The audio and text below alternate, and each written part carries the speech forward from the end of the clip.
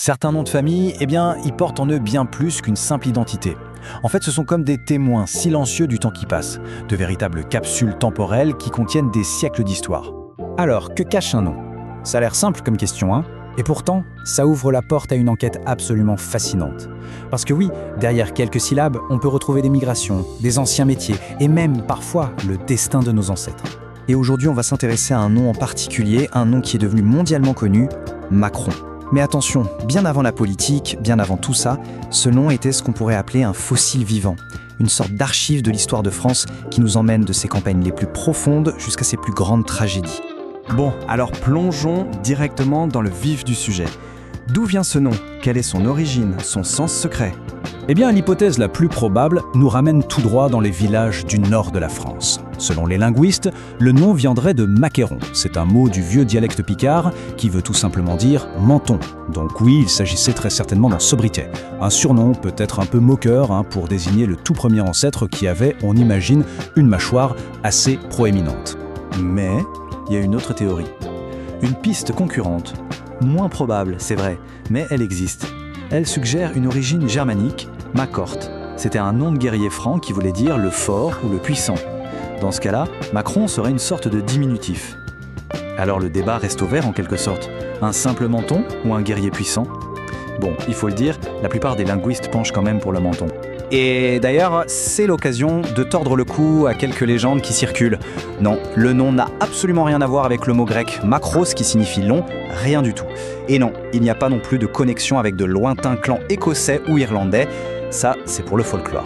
Les sources sont vraiment formelles là-dessus, le nom est 100% picard, il est né sur cette terre-là, point. Maintenant qu'on a parlé de la signification, parlons géographie.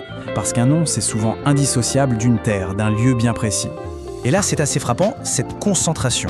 Entre 1891 et 1915, la quasi-totalité des naissances avec le nom Macron en France a eu lieu dans une seule zone, le département de la Somme.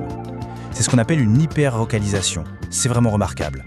Et pour bien se rendre compte de sa rareté, sur cette période de 25 ans, au tournant du siècle, il y a eu moins de 100 naissances Macron, dans toute la France. C'était donc un nom très confidentiel, presque un secret bien gardé de la Picardie.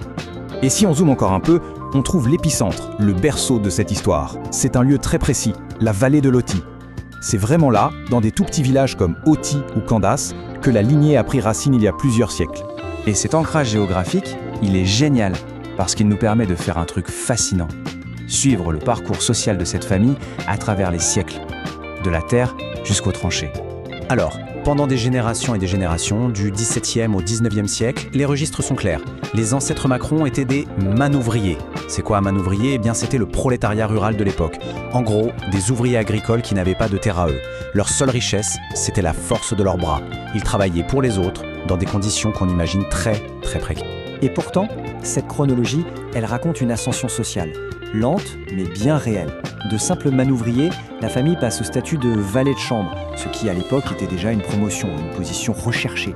Puis vient le sacrifice immense de la Grande Guerre, et enfin l'entrée dans la classe moyenne, la vraie, au milieu du XXe siècle, avec un poste de cadre à la SNCF.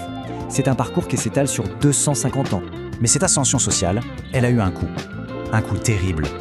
Et ce prix, il est incarné par le destin d'un jeune homme de la famille, Adrien Albert Macron. Adrien Albert. Il a été tué au combat le 22 août 1914, quelques jours à peine après le début de la Première Guerre mondiale. Il est le symbole même du sacrifice de toute une génération pour la République. Et sa mort, elle s'inscrit dans un drame national absolument effroyable. Parce que ce jour-là, le 22 août 1914, c'est tout simplement la journée la plus sanglante de toute l'histoire de l'armée française.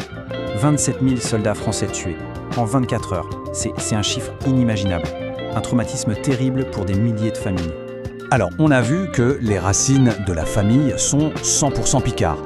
Mais le chaos de la Grande Guerre va y ajouter une touche complètement inattendue.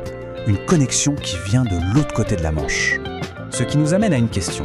Au final, est-ce que l'arbre généalogique des Macron est purement français? Eh bien, la réponse, c'est non.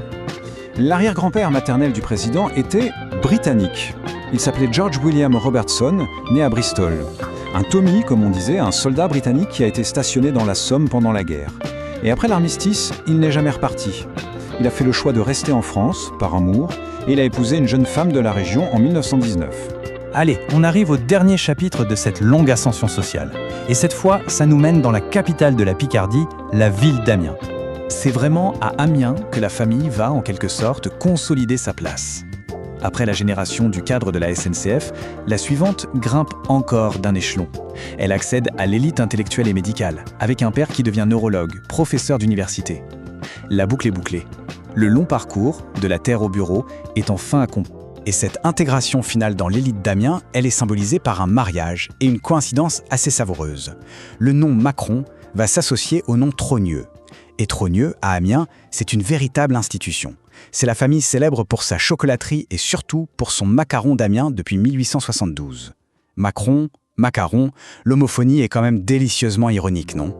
C'est le symbole parfait de la fusion de deux bourgeoisies locales. Donc si on résume tout ce voyage incroyable, on part de tout en bas, d'un nom très humble, Macron, un simple surnom de villageois qui désignait probablement un trait physique, un menton.